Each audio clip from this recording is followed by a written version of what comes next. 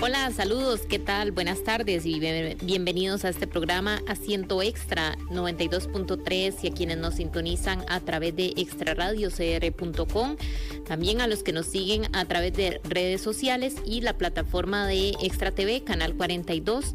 Es un gusto compartir con ustedes este espacio de entrevista durante esta hora de 2 a 3 de la tarde. Estaremos conversando hoy un tema bastante importante relacionado con la política y la participación de las mujeres en este campo a nivel regional. Vamos a abordar tanto a nivel regional como a nivel nacional, y para eso nos acompaña Fanny Ramírez. Ella es consultora internacional en comunicación política.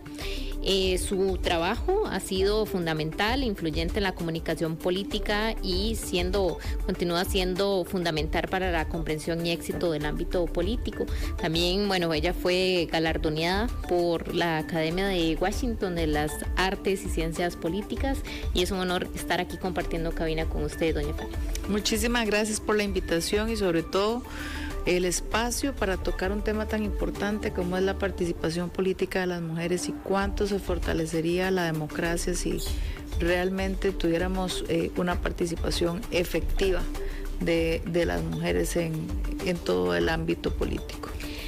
Bueno, para empezar, yo creo que hay muchos datos que se dicen. Por ahí estaba leyendo de ONU Mujeres algunos datos para este 2024. Decía que, por ejemplo, al 1 de junio hay 27 países donde 28 mujeres se desempeñan como jefas de Estado o de gobierno.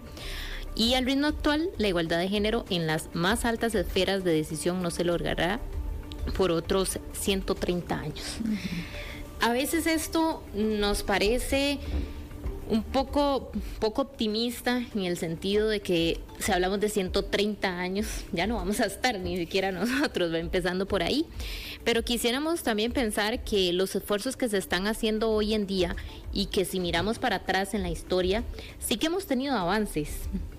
Entonces, ¿cómo nos posicionamos cómo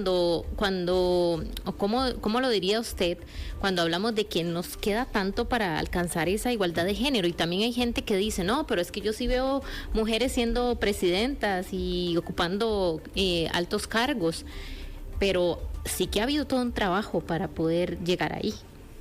Ha sido un camino largo. Sin embargo, yo soy una persona muy crítica sobre el trabajo que hemos hecho, sobre todo en los últimos años. Uh-huh. Cuánto hemos avanzado desde la primera reunión que se hizo en Nueva York, donde decían que se tenía que fortalecer la participación política de las mujeres, no solamente en la vida política, sino también económica y demás. Han pasado más de 100 años y eso nos deja, digamos, con un sentimiento que si realmente hemos sido tan estratégicas como para fortalecer nuestra participación, o si en algún momento se nos ha olvidado cuál es la meta, cuál es el objetivo, y en más de una ocasión también nos hemos hecho incluso zancadillas nosotras mismas. Esto es una reflexión que yo traigo a colación a raíz de muchos temas que se hablan ahora. Vos hablabas de 28 estados que tienen jefa de estado mujer, pero estamos hablando de más de 100 países, 192 países, si hablamos de los que forman parte de las Naciones Unidas. Entonces es casi irrisorio cuando hemos tenido mujeres en el poder y han sido tan emblemáticas y tan simbólicas y tan significativas en el desarrollo de los países. Angela Merkel, por ejemplo, en Alemania, Margaret Thatcher, son completamente íconos de la política, y si hablamos nosotros del punto de vista histórico, muchas mujeres que han participado activamente en movimientos sociales han estado completamente invisibilizadas, porque las historias no necesariamente son contadas por mujeres, y lamentablemente quienes cuentan la historia son quienes dicen quiénes son los protagonistas. Ha pasado también en la historia nacional, grandes heroínas que hemos tenido en el desarrollo histórico nacional, que han pasado en completa han sido anónimas en la historia de nuestro país, y realmente eso nos lleva también a reflexionar sobre el papel estratégico que tenemos que tener otras mujeres, porque cuando hay mérito, cuando hay excelencia en otra mujer, no solamente hay que apoyarla, no solamente hay que darlo a conocer, sino también es justo que la historia le dé el lugar que merece, así como en muchas ocasiones se le ha dado a muchos hombres que han construido esto. ¿Por qué traigo esto a colación, Rita? Porque tal vez cuando nosotros hablamos de la participación política de las mujeres y nos centramos únicamente en números, la realidad es esa, sí. que poquitas han brillado, que poquitas han estado. Sin embargo, cuando nos ponemos a pensar realmente en esos procesos, ¿dónde han estado las mujeres? Y yo lo hablo mucho cuando estoy trabajando, asesorando a mujeres políticas, fortaleciendo sus habilidades de negociación, sus habilidades de oratoria, sus habilidades políticas, y uno se da cuenta que las lideresas, las bases locales, las bases de los partidos políticos normalmente son liderados por mujeres. Entonces uno dice, ¿qué está pasando? Que porque cuando se necesita nombrar a la persona que les va a representar, la misma comunidad o hasta ellas mismas no dan un paso al frente, sino que esperan a que sea algún hombre el que asuma las riendas de representación. Bueno, resulta que toda la investigación que yo he hecho sobre este tema, hay factores sociales que inciden mucho en la participación política de la mujer.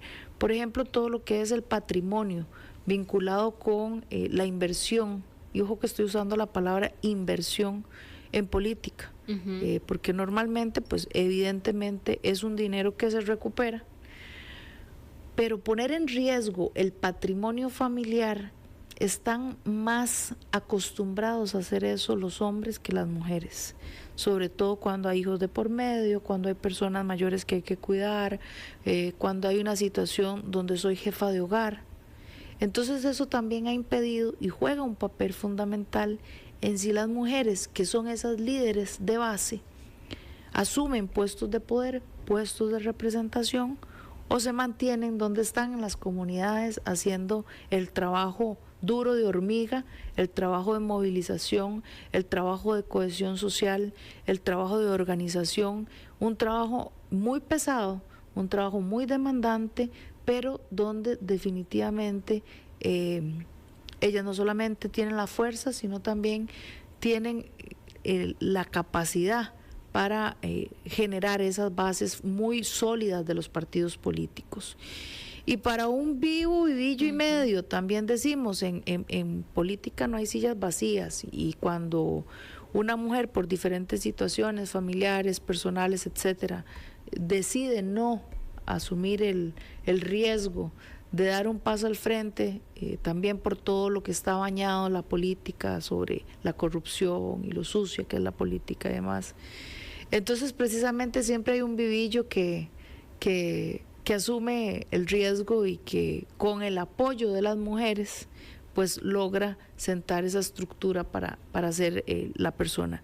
A todo esto, Rita, yo siempre les digo, si queremos tomar decisiones, si queremos cambiar el sistema, lo importante es que nos pongamos la camiseta y que asumamos el riesgo. Ortega y Gasset decía en alguna de sus publicaciones, refiriéndose a los jóvenes, hacía un llamado que hagan política, porque cuando otros hacen política por ustedes, no necesariamente van a hacerlo a favor de esos jóvenes. Bueno, aplica para las mujeres. Cuando hacemos política, cuando se trata de estar en una silla de decisión, una toma de decisión, es precisamente no renunciar a esos espacios, porque otros van a tomar decisiones y no necesariamente a favor de o con un enfoque de género, como son las demandas actuales de las políticas públicas. Qué importante. Y bueno, también me gustaría esto que usted decía, que cuando una mujer gana, llega al poder o llega a algún puesto importante, yo creo que eso, no solo gana esa persona, ganamos todas, porque al final de cuentas hay una lucha también para llegar ahí, que depende de muchas acciones también de otras que estuvieron en su momento, desde lo más remoto, hablando desde el derecho al sufragio, o llegar a estar ocupando, porque tal vez ahora lo vemos muy normal hoy en día, decir, bueno, y vea que ni tan normal, tenemos una candidata presidencial en Estados Unidos que está viendo a ver si se convierte en la primera mujer presidenta en la historia de Estados Unidos, ¿verdad? Entonces, yo sí me cuestiono estas cosas, ¿verdad? Que, como usted dice, muchas veces también nos ponemos esas zancadillas incluso entre nosotras mismas, pero la realidad es que deberíamos estar conscientes de todo lo difícil que ha sido, y el hecho de que una mujer ocupe un cargo o llegue a estos lugares que por lo general han sido acaparados, ocupados por hombres, nos hace, ¿verdad?, reflexionar mucho en ese sentido, ¿no? Así como podemos ganar cuando una mujer llega a un puesto de poder, si esa mujer lo hace muy bien, ¿verdad?, y se convierte realmente en un ejemplo y una inspiración para otras mujeres, también podemos perder cuando hay mujeres que no llegan preparadas a tomar esos puestos, sabiendo que el foco de los medios de comunicación, sabiendo que el foco de la opinión pública es mucho más lapidaria con mujeres que con hombres, así como se nos pueden abrir las puertas, se nos pueden cerrar. Y esto es algo que ha pasado a nivel internacional también. Hay muchos países que ya han tenido su primera presidente en el poder ejecutivo y no han repetido. Hay muchas... Bueno, estamos ahí nosotros. Hay muchas lideresas, exactamente, hay muchas lideresas que de una u otra manera en algún momento abrieron el espacio, tuvieron el espacio abierto, les abrieron el espacio y lamentablemente mucho de eso, por eso es que es tan importante, Rita, que nosotras las mujeres estemos preparadas, que vayamos un paso adelante. Y yo escucho muchas veces que dicen, pero los hombres tampoco están preparados. Y eso es justificación para que nosotros no lo hagamos. Eso es justificación para que la política nuestra sea igual de irresponsable que la que han hecho muchas veces los hombres. No, o sea, tenemos que hacer una política de cambio. Y eso es precisamente lo que marca un giro en lo que es la política internacional. Y es lo que marcó un giro contundente, por ejemplo, en todo lo que fue la gestión de Angela Merkel, la gestión de Margaret Thatcher, y ya probablemente salte más de un que digan las mujeres, bueno, con un enfoque muy fuerte, independientemente de la ideología que se tenga, pero eran mujeres muy preparadas políticamente, desde el punto de vista de las bases, pero también desde el punto de vista de todo lo que eran los procesos de negociación.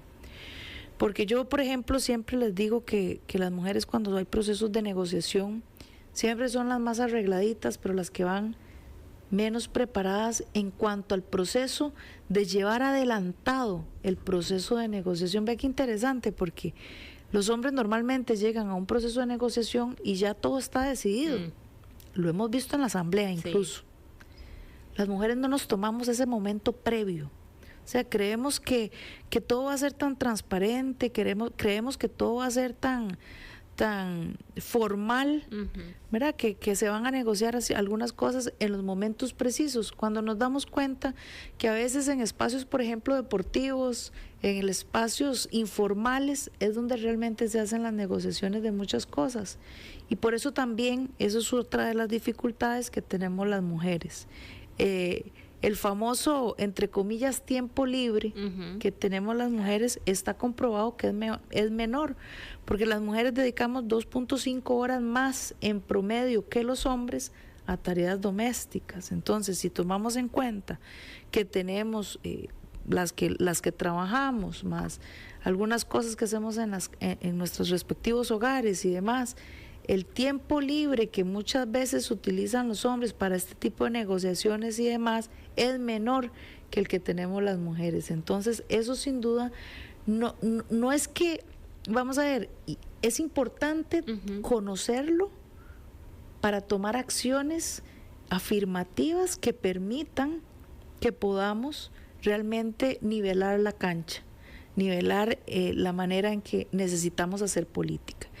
Y esto es importante por una razón económica, Rita. Si lo hablamos en términos de conveniencia, la CEPAL dice que si las mujeres participamos más en juntas directivas, por ejemplo, en política, en todo lo que es el espacio económico, solamente el Producto Interno Bruto de los países puede subir un 4%. Un 4% no se lo da absolutamente nada en crecimiento económico.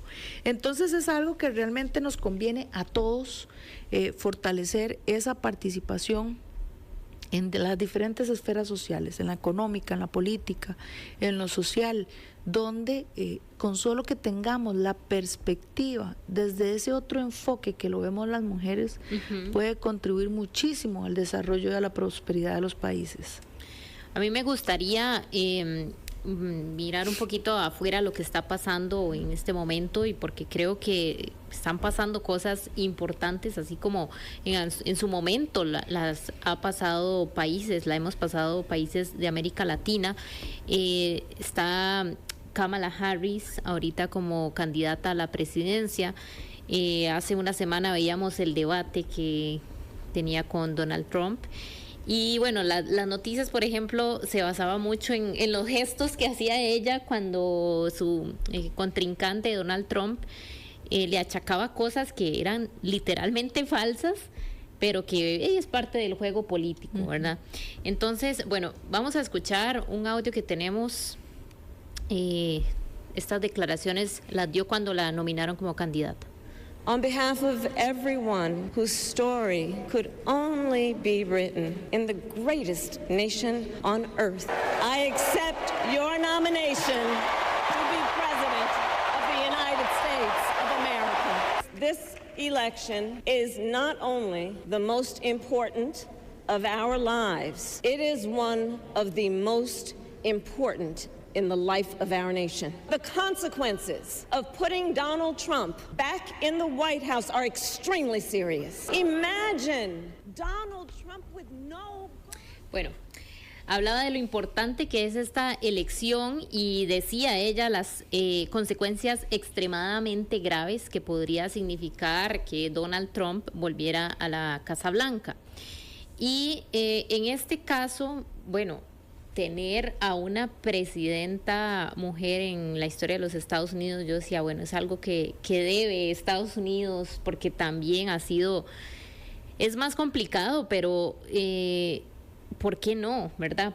¿Y por qué ha costado tanto que llegue una mujer al poder en los Estados Unidos? ¿Y qué podría significar también?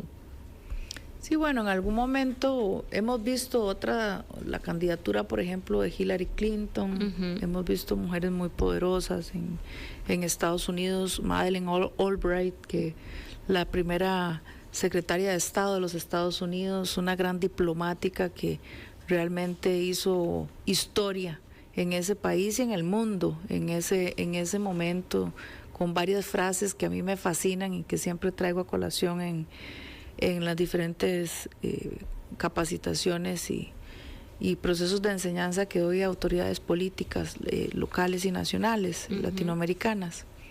Por ejemplo, ella mencionaba en su momento, me costó mucho tener una voz y ahora que la tengo no me voy a quedar callada. Es una frase con una fuerza impresionante, y lo traigo ahora a colación a propósito de la candidatura de la señora Harris, porque es una mujer que ha estado trabajando muy fuerte en la política estadounidense, con una gran trayectoria en todo lo que es la política de este país, y sin embargo es en este momento donde se presentan las oportunidades, donde se abren las puertas para ella, donde pareciera que no había otra opción más que ya que el candidato que había era completamente, y vean ustedes, es que psicológicamente tiene un impacto muy fuerte, como este candidato no era posible ya, porque por más que lo quisieron sostener, era insostenible que se mantuviera ese candidato en ese puesto, pues es cuando surge la posibilidad de que lo asuma esta mujer, y eso es un mensaje bastante deprimente, aunque sí o evidentemente es una oportunidad que se puede aprovechar y en un contexto, en un contexto muy oportuno, donde además polariza más el voto en los Estados Unidos, y es muy importante esa polarización, porque es lo que define a aquellas personas que están en medias tintas, que puedan darse, que se puedan arriesgar a una u otra. Y si nosotros vemos, ella ha mantenido una comunicación política muy de consenso, muy de unión, los ataques a cuerpos son limitados, no es al estilo es mucho más conservadora en cuanto a sus ataques, no es el estilo de Donald Trump tan frontal, y eso es importante porque habla de una mesura política que en este contexto para los Estados Unidos, en el momento histórico mundial que nos encontramos, sería fundamental. Ahora bien, con lo exacerbado que está el tema del racismo en los Estados Unidos y la polarización y el discurso autoritario y de odio que ha impregnado tan fuerte en algunos sectores de los Estados Unidos, siempre es bastante riesgoso optar por esa fragmentación social, y lo hemos vivido también en Costa Rica. Esa fragmentación lo único que deja es un gran saldo de en rojo para toda la sociedad, y quienes nos vemos afectados finalmente no son los partidos políticos, no son los políticos de turno, no son quienes están optando por llegar a la presidencia. Lamentablemente, quienes nos vemos afectados con esos discursos de odio, con esos discursos autoritarios, con ese antagonismo tan fuerte, somos las sociedades latinoamericanas, ¿verdad? Claro. Cuando hay tantos temas que nos pueden unir, cuando hay tantos temas que nos pueden inspirar para construir, realmente es lamentable que se construya desde el odio y desde la fragmentación social. Ahora veamos el caso de México, que también, bueno, ya Claudia Sheinbaum fue asumida a partir del 1 de octubre como presidenta de México. Vamos a escuchar primero el audio que tenemos de ella. Muy buenas noches a todos y a todas. De acuerdo con los resultados preliminares que ha dado a conocer el Instituto Nacional Electoral, la diferencia para la presidencia de la República es de más de 30 puntos. Y es importante dar a conocer que, aún considerando el rango más bajo que fue dado a conocer. Bueno, parte de las declaraciones que daba cuando la eligieron, ella asumirá a partir del 1 de octubre y bueno, dice que se introdujo en la política desde los años 2000, cuando Andrés Manuel López Obrador acaba de ser electo jefe de gobierno en la capital mexicana y buscaba a alguien que pudiera cumplir el rol de secretario de Medio Ambiente. En este caso de Claudia Sheinbaum, bueno, México va a tener una presidenta antes que Estados Unidos. Hay muchas cosas que podríamos analizar de lo que va a significar. Decía, bueno, las mujeres en México no disfrutaron el sufragio universal hasta 1953. Eso fue 33 años después de que las mujeres obtuvieran ese derecho en Estados Unidos. Y bueno, también la sociedad mexicana ha sido bastante conservadora y hasta machista, como ha sido pues la tendencia en otros países. Entonces, pero sin embargo, una de las cosas que se dice de ella es que también va a ser como una extensión del actual presidente Andrés Manuel López Obrador. Podríamos decir que se llega a esta decisión nuevamente, no por algo que surge genuinamente, sino por una condición política a la que de alguna manera el presidente busca preservar el poder o seguir de alguna manera, como ya él no puede hacerlo, lo hace a través de Claudia Sheinbaum. Es parte de lo que se dice cuando, ¿verdad?, cuando ella queda electa. Sí, bueno, aquí tenemos que irnos un poquito más atrás, Rita, porque, por ejemplo, hay que analizar las razones y el contexto de cómo llega Manuel López Obrador a gobernar México. Y es interesantísimo porque vemos algunas señales que no son únicas para México, por ejemplo, ¿verdad? Y es toda esa situación de enojo de la población contra la clase política, contra partidos políticos tradicionales que se olvidaron de conectar con la población, un discurso sumamente populista, un candidato y un triunfo personalísimo, o sea, muchos elementos que toman valor. Uh-huh. y que hay que entender el contexto para no equivocarnos y analizar, claro, completamente separado el proceso. Ahora bien, yo creo que no le podemos quitar mérito a las mujeres que llegan, claro, al poder, independientemente de que obviamente cuenten con la bendición de su antecesor, como es en este caso Manuel López Obrador, que evidentemente le dio un apoyo total a la futura presidente de México. Uh-huh. Y ha pasado en otros países también, pasó en Costa Rica también en su momento, y eso es necesario porque los partidos políticos hay que entender también la génesis que han tenido los partidos políticos en las sociedades latinoamericanas y el mismo sistema que por mucho tiempo nos hemos quejado o hemos apuntado del sistema patriarcal y demás.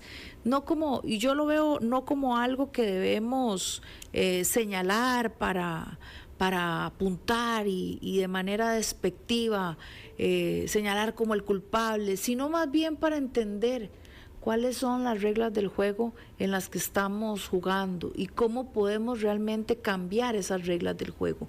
Eso es lo importante cuando nosotros hablamos de participación política, es cómo podemos realmente incidir para poder cambiar esas reglas y que la cancha sea más plana y que realmente no estemos jugando en un terreno de inclinación donde nosotros uh-huh. estemos desde la parte más angulada, ¿verdad? Sino que realmente, o que nuestro marco sea mucho más chiquito donde sí. anotamos el gol que donde ellos anotan el gol, ¿verdad? Yo creo que en esto tenemos que tener claridad que hay algunos elementos y el COVID puso de manifiesto uh-huh. muchas características diferentes que tenemos las mujeres a la hora de gobernar que lo que tienen los hombres y en un estudio que se hizo sobre cómo se enfrentó el COVID en los estados gobernados por mujeres versus cómo se gobernaron en los estados gobernados por hombres, es que interesante porque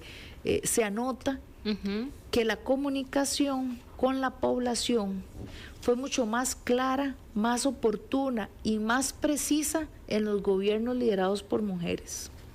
¿Qué es esto? También es bueno que nosotros también conozcamos cuáles son las condiciones sociales, económicas, políticas, históricas y cuál es el llamado que en este momento tiene cada uno de los países en la región latinoamericana o en Estados Unidos, ¿verdad? Con respecto a el objetivo que también tenga ese país a nivel mundial o a nivel interno, que eso es fundamental, ¿verdad?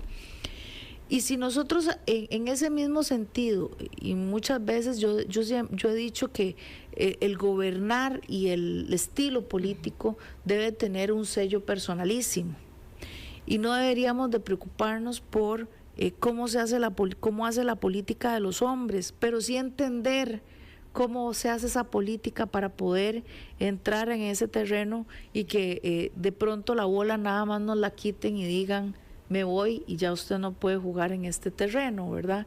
Ese momento en el que hay un líder político que cree en una mujer, que apoya ese liderazgo, que realmente se ve respaldada por una serie de líderes, normalmente tiene que ver también con egos exacerbados en esa sociedad que no ven en otro hombre o que ningún otro hombre cede en esa posibilidad de ser ellos quienes lleguen a la silla presidencial.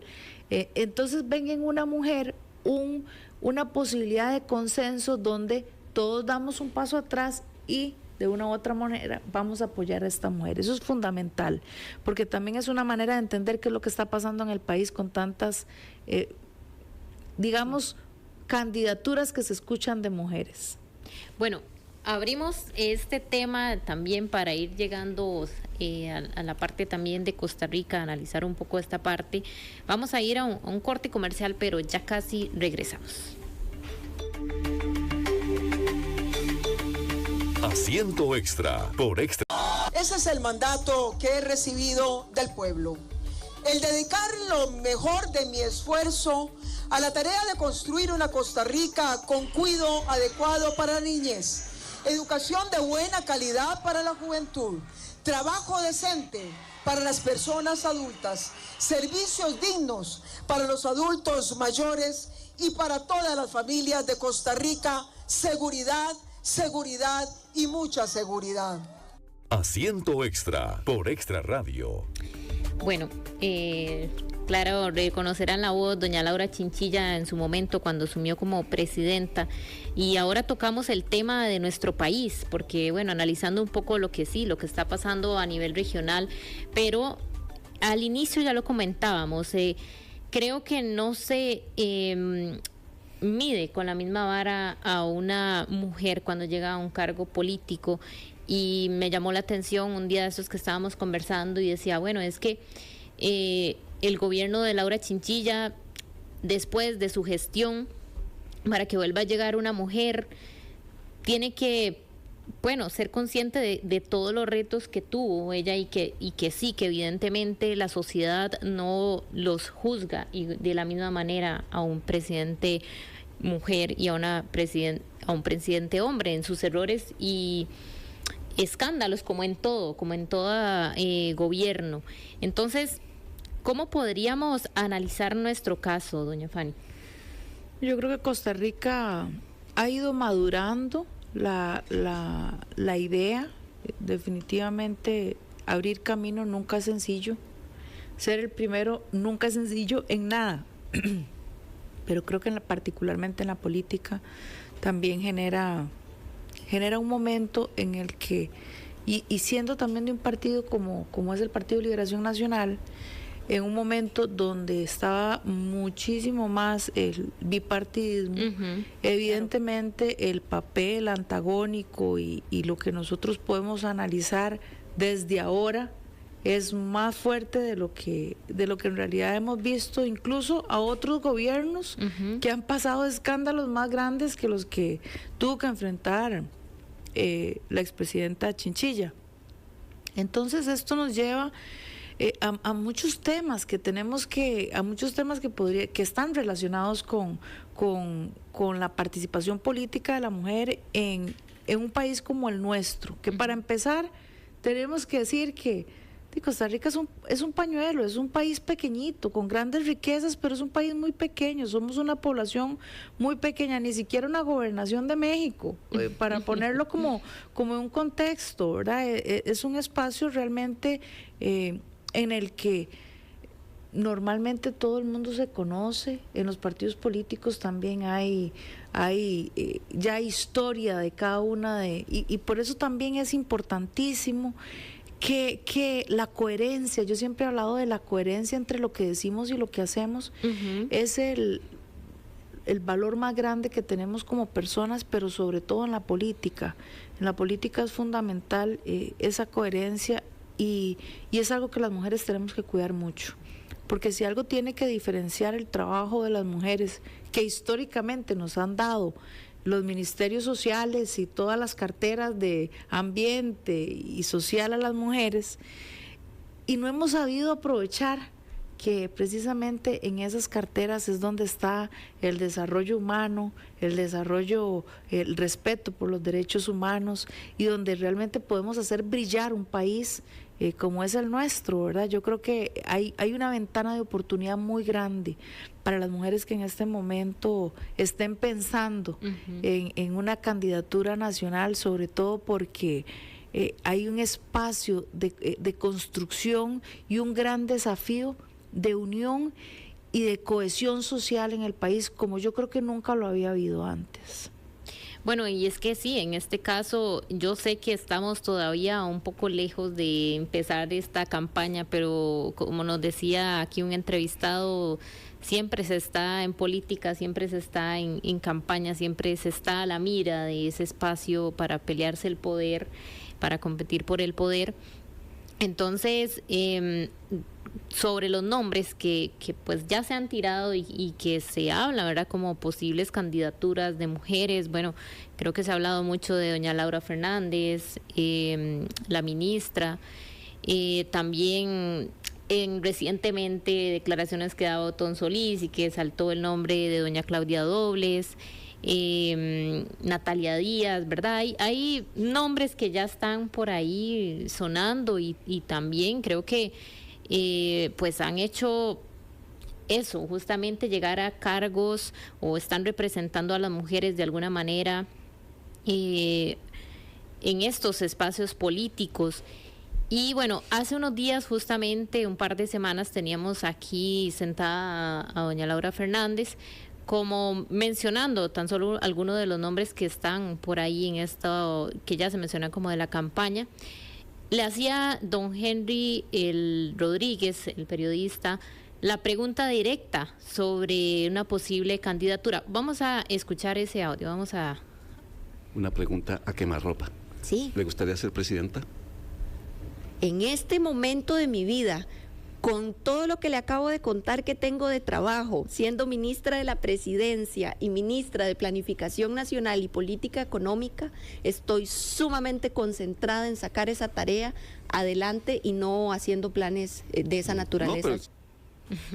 Bueno, parte de lo que nos decía, y yo lo relaciono mucho con lo que usted menciona hace un momento, que es un momento importante para que esas candidaturas de mujeres tomen fuerza.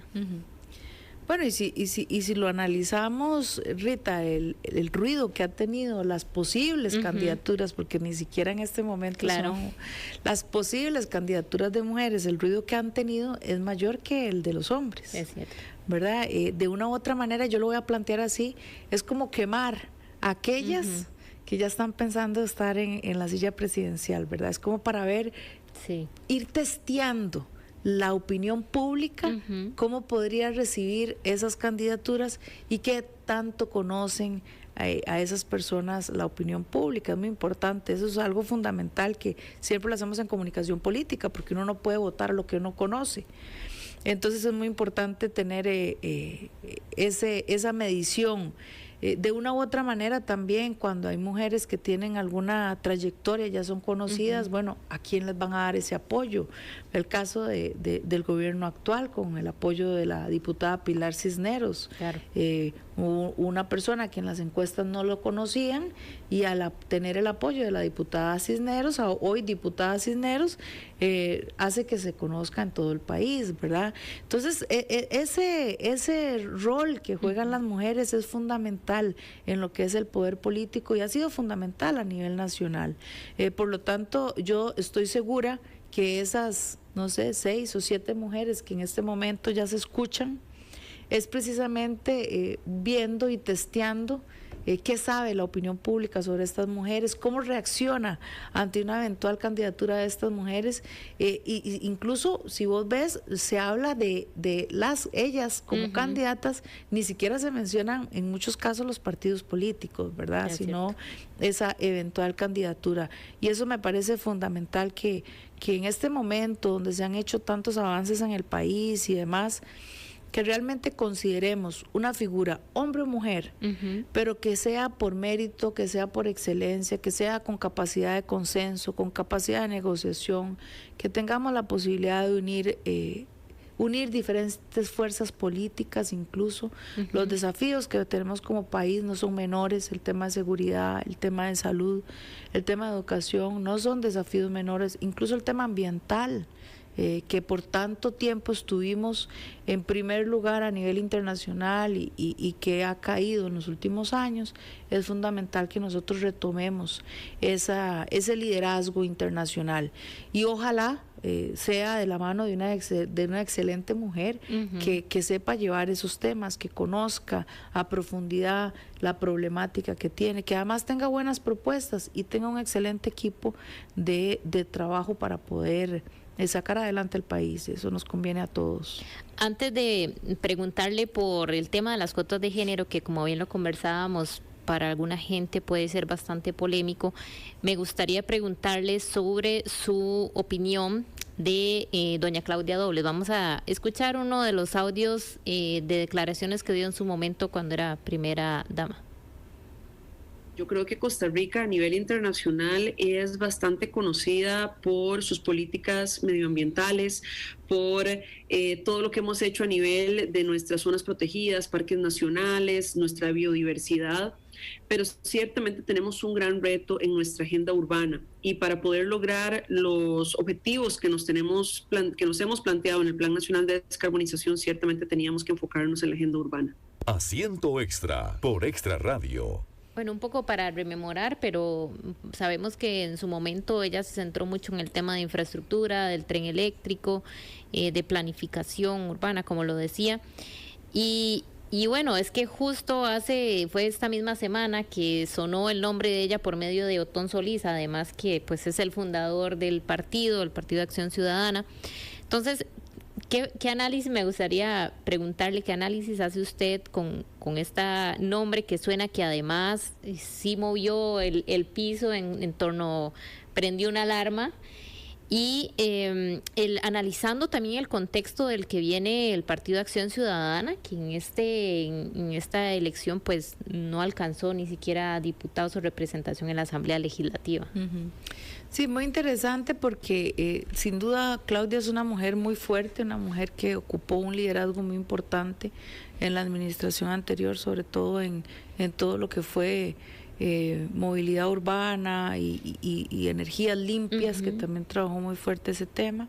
Me parece muy oportunas las declaraciones que ella da, que en este momento está concentrada en sus estudios en el MIT, y si vos ves, es muy parecida a la respuesta a la que nos acaba de dar, o a la que acabamos de escuchar de Laura Fernández. En este momento estoy enfocada en toda la parte del Ministerio de Planificación, el Ministerio de la Presidencia, y no tengo tiempo para estas cosas. Es muy parecida a la respuesta que nos dio Claudia Dobles también, diciendo, estoy enfocada en mis estudios, en el MIT, en este momento no estoy pensando en esa eventual candidatura. ¿Por qué esta es la respuesta? Porque así como puede haber gente que les dé un gran apoyo, puede haber gente que quiera, voy a decirlo de esta manera, matar el dragón cuando es un huevo, ¿verdad? Es acabar con esa posibilidad desde que se gesta.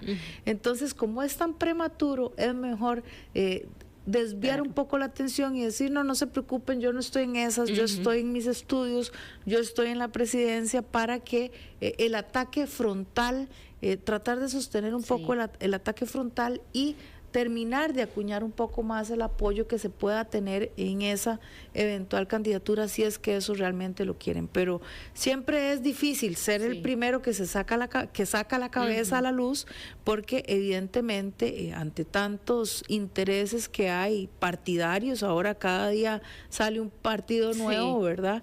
Es difícil mantener ese liderazgo o mantenerse en la cúspide mucho tiempo. Por lo tanto, la carrera electoral es una carrera que hay que medir muy bien cuál es la condición física para poder hacerle frente a ese proceso que es bastante duro, ¿verdad?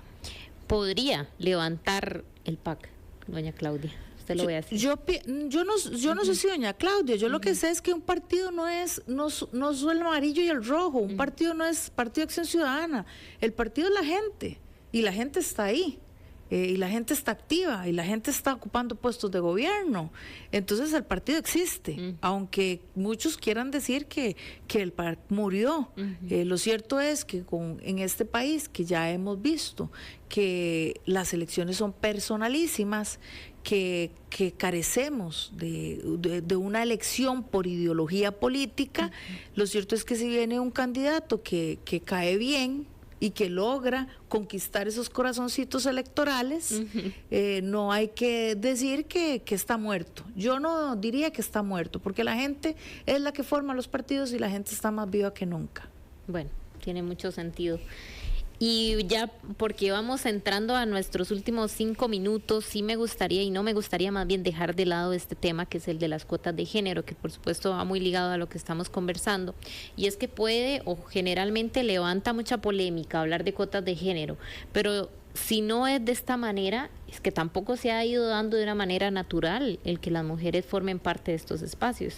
Sí, son políticas afirmativas, o lo que llamamos políticas afirmativas, precisamente porque de manera natural no se dieron. Ahora bien, yo soy muy crítica en decir siempre, tenemos que andar un paso adelante, es importante que nos capacitemos, que fortalezcamos nuestras habilidades políticas, de negociación, de oratoria, de discurso político, de relación con los medios de comunicación, de relación con las personas, nuestra capacidad de generar consenso, nuestra capacidad de planificar y diseñar políticas públicas locales y nacionales, y eso desde cualquier esfera que esté una mujer va a ser necesario. Desde el comité deportivo local hasta la Asamblea Legislativa o la Presidencia de la República. Es necesario fortalecer nuestro conocimiento en finanzas públicas, en administración pública, en negociación política, porque eso lo vamos a necesitar, ya sea que estemos en primera fila o, como hemos sido históricamente, quienes sostenemos a esos líderes en los hombros nuestros, de quienes representan al pueblo. Por eso es que independientemente, sin pensar en esas listas, que ojalá en algún momento tengamos que renunciar a esas políticas afirmativas, porque va a llegar el día en que el ciudadano costarricense sea un ciudadano responsable y que de verdad elijamos a la gente por mérito y por excelencia. Imagínense qué clase de sociedad podríamos tener nosotros en este momento, donde tenemos la población más educada que ha tenido el país en la historia, y sin embargo no elegimos así. Entonces, ¿es una utopía? Sí, es una utopía, pero yo prefiero creer en que es algo posible, que es algún día elijamos a quienes nos representan cuando terminemos de comprender que quien está en la Asamblea Legislativa es mi representante político, que lo que él haga es porque me está representando a mí, que a quien yo le di el voto no es porque me cae bien, es porque yo sé que va a defender mis derechos y mis deberes en la Asamblea Legislativa. El día que seamos ciudadanos responsables, vamos a poder elegir por mérito, por excelencia, y ese día va a cambiar el rumbo que lleva nuestro país. Podríamos decir en nuestro caso, y bueno, también cabe la pregunta a nivel mundial, pero si han sido efectivas, si esta ha sido una manera de que las mujeres tengan mayor participación. En Costa Rica ha sido una manera de que las mujeres tengan mayor participación, sin duda alguna, pero si nosotros analizamos cuántas mujeres tenemos hoy en la Asamblea Legislativa, cuántos proyectos de ley han presentado, cuántas han sido realmente, cuál ha sido la sustancia, pongámoslo a la par de los hombres, no importa.